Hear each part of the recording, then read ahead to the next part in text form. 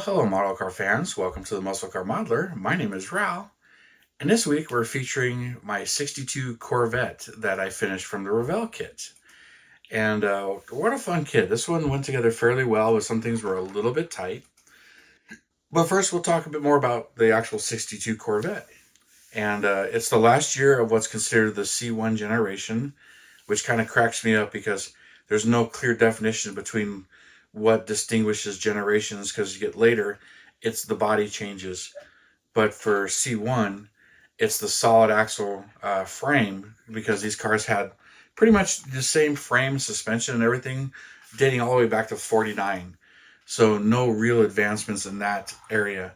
But three, maybe four bodies if you want to count it that way, because you had the original 53 to 55 body, then 56, 57 body. Then you had the 58 through 60 body, which had a completely different rear section here. Then the 61 had this rear section, and then this 62, same rear section, but the side cove is completely different between a 61 and a 62. The biggest thing right there with a 62 is that no two-tone colors, because there's no chrome here to make the cove a different color. And then you've got a completely different rocker molding here, and then the scoop is different, been redesigned. So the main thing for 62 when it comes to the body is this has been changed, just this area. But 61 and 62 have the same back end and trunk. Now, 62 is the last year for a trunk. Disappears for a very long time, not to reappear until the 98 convertible comes back out. So another 30-something years later, and you finally get a trunk again. One of the other things for 62 is all new for 62. Well, I shouldn't say all new.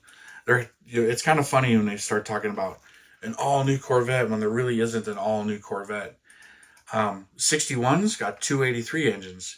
62 got a whole nother batch of 327 engines, which pumped up the performance and also pumped up the sales figures, producing 14,500 and I think 31 units. All roadster convertibles, which the fastback wasn't going to come out for another year, or the coupe, the 63. But it's kind of funny to think the 63, it's almost an all new car, so it's all new body, all new interior, brand new frame with independent rear suspension. But it would be an all new car if all of these 327 engines appeared in that car. Instead, they pulled all those engines and shoved them in the 62s. So between 63 and 62, there's not a whole lot of differences in the drivetrain. Now, some of the options was kind of fun to look at some of that stuff. You had a 3-speed manual and 4-speed manual. It did have a big tank option, believe it or not. A 24-gallon gas tank was available in this car. And then also this performance suspension. I forget what the code was.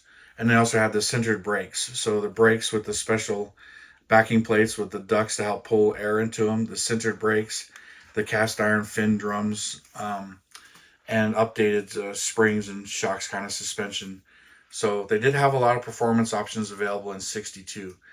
The engines, though, there were 4 engines, all 327, starting with your base 250 horsepower 327, which was 10.5 to 1 compression and a single 4-barrel carb. Then it went to 300 horsepower, which was still 10.5 to 1 compression, single 4-barrel. Then the next one up was 240 horse, which I understand was 11.4 to 1 compression with the Duntov cam. And then the fuel injection engine, which is what this one represents, 360 horsepower.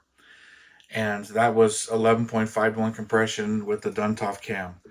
So only 4 different versions of the 327. Now, comparatively, in 61, they had more engines, 283s. Notably, there was a dual quad option in 61 that disappeared for 62. So only one single 4-barrel or fuel injection. 62, you could get the dual quads. But the top rated engine for the 283 was 315 horsepower fuel injection motor with the hot cam. But I think the compression didn't change for 61. But like 62 had 11.4 or 10.5. So quite a number of options, differences there. So let's go ahead and take this outside, look out in the sun, and continue on. Well, here she is out in the Arizona sun. 62 Corvette in Honduras maroon. Maroon red metallic. Awesome color. And a factory color for 62 as well. Somewhat rare, but I just love the color. Actually did my 60 El Camino in this color as well. Kind of had to do it. You know, Scotty recommended the color when he gave me that 60 El Camino. And then, I love the color, so I had to do this car and this color too. And I had a reference car that I was looking at that was exactly like this color combination, all the details, full black interior. Only difference was it was not a Fuelie car. It was just a regular 327 car. One of the few. Every one of them was a 327, but just different carburetors and cams and fuel injection. So, but she's looking good. And those white walls, they look pretty good. Those I had to paint on though. I could not get the decals to stick. Matter of fact, a lot of these decals, I was having trouble getting them to stick. So I'll talk about that more here in a minute. But looking at the car, let's go one more lap around in the other direction. Love the way those headlights look. They just, Revell nailed that look when they figured out how to do the headlights on these. So, and the chrome, the trim, the coves, just all that stuff. This came out awesome. I don't know what color I would do another one of. I got another 62 or two to go. But yeah, I don't know what color I'd paint the next one. Anyways, let's head on back inside and continue on. All right, well, there's that Honduras red looking really good in the sun there, being the fact that you can't get these in two-tone. But I did this one with black interior. There's only was 3 interior colors available for this, which I believe was black, red, and fawn for 62. The colors started to advance a bit more. And well, this was a fun build. It went together really well.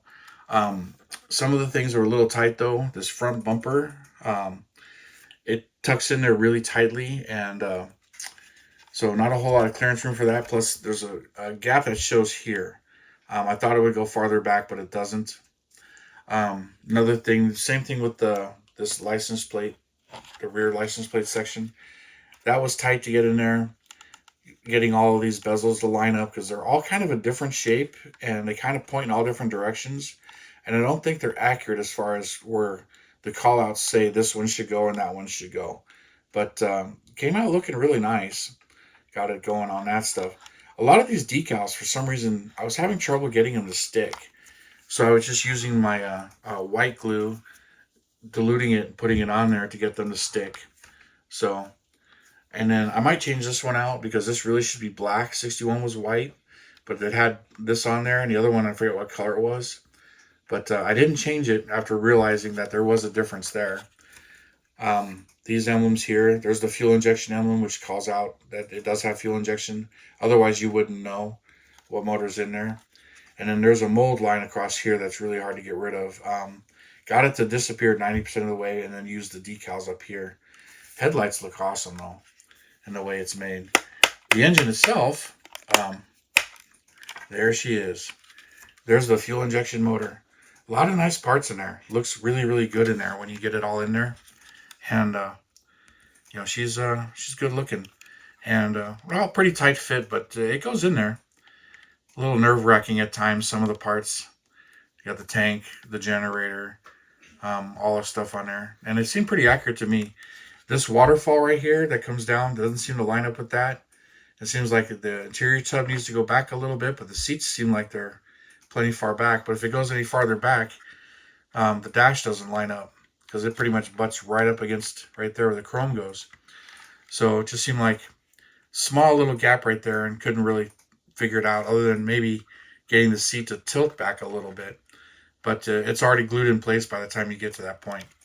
And then the white walls, I ended up painting these white walls. These are just for my white gel pen. I got a video on how I've done that before because the decals themselves didn't want to sit down either. So I struggled with that just a little bit.